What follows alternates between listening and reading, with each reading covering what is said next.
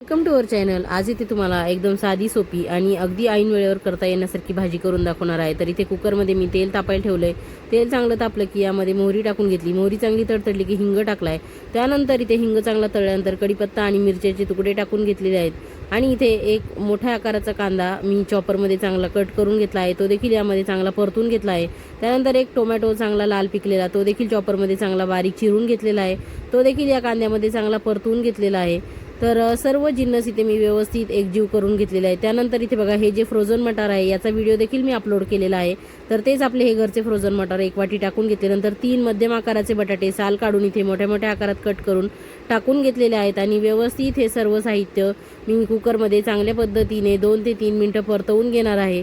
आणि इथे व्यवस्थित आपलं परतवून झाल्यानंतर इथे मी आता सगळे मसाले टाकून घेणार आहे। तर इथे मी तुम्हाला दाखवते बघा, तिखट, मीठ, हळद आणि इथे 2-3 लसणाच्या पाकळ्या आणि थोडासा ड्राय पुदिना देखील मी इथे टाकून घेतलेला आहे।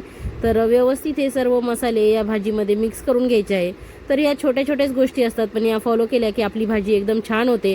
तर व्यवस्थित इतका वेळ परतले गेले पाहिजे, व्यवस्थित मसाल्यामध्ये देखील चांगल्या परतले गेले पाहिजे।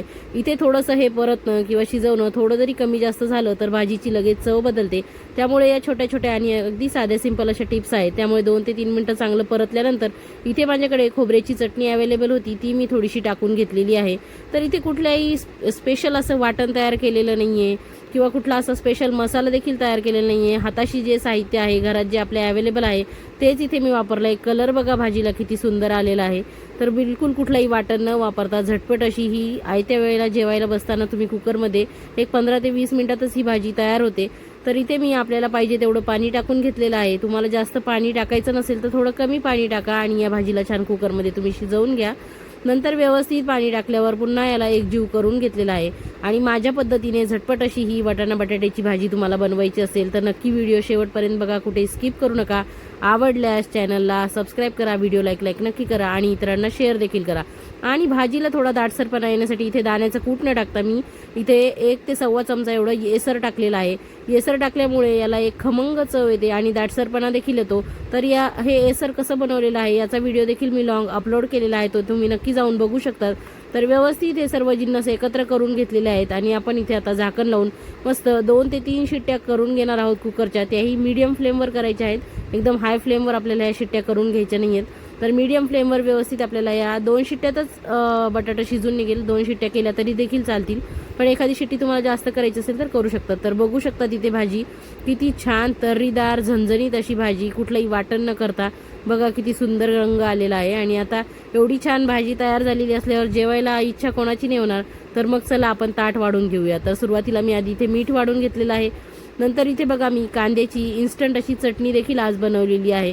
तर इथे मी ती देखील वाढलेली आहे। याचा व्हिडिओ पण मला करायचा होता, पण त्यावेळी नेमकी माझी बॅटरी डाऊन झालेली होती मोबाईलची। तर नक्कीच मी तुम्हाला हा व्हिडिओ पुन्हा एखाद्या वेळेस शेअर करेल। तर नंतर इथे मी जवसाची चटणी देखील वाढून घेणार आहे। ही जवसाची चटणी देखील आपल्या चॅनलवर मी अपलोड केलेली आहे, तुम्ही पाहिली नसेल तर नक्की पाहून घ्या। तर अशा पद्धतीने जवसाची चटणी वाढल्यानंतर इथे मी मस्त सलाडमध्ये छान लालबुंद असं बीट कापून घेतलेलं आहे। तुम्ही काकडी, कांदा, लाल टोमॅटो यापैकी काहीही घेऊ शकतात।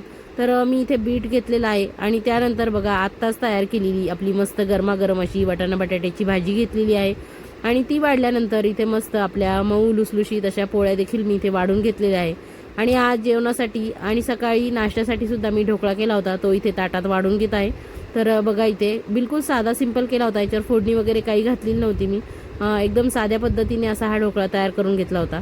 तर हा ढोकळा देखील मी ताटामध्ये जेवणासाठी वाढून घेणार आहे आणि नंतर मस्त पहिल्या वाफेचा गरमागरम असा भात वाढून घेणार आहे। भाताशिवाय तर जेवण पूर्ण होणारच नाही आणि पोट देखील भरणार नाही, तर थोडासा भात तर हवाच ताटामध्ये आणि तो देखील असा गरमागरम असल्यावर तर वा किती छान ना। तर कसं वाटलं हे ताट तुम्हाला आज वाढलेलं आणि भाजीची रेसिपी कशी वाटली ते नक्की मला कमेंट करून सांगा। आणि तुम्हाला जर करायची असेल तर नक्की माझ्या पद्धतीने करून बघा। तर खा प्या मजा करा, अशाच नवनवीन रेसिपी बघत राहा। थँक्यू, धन्यवाद।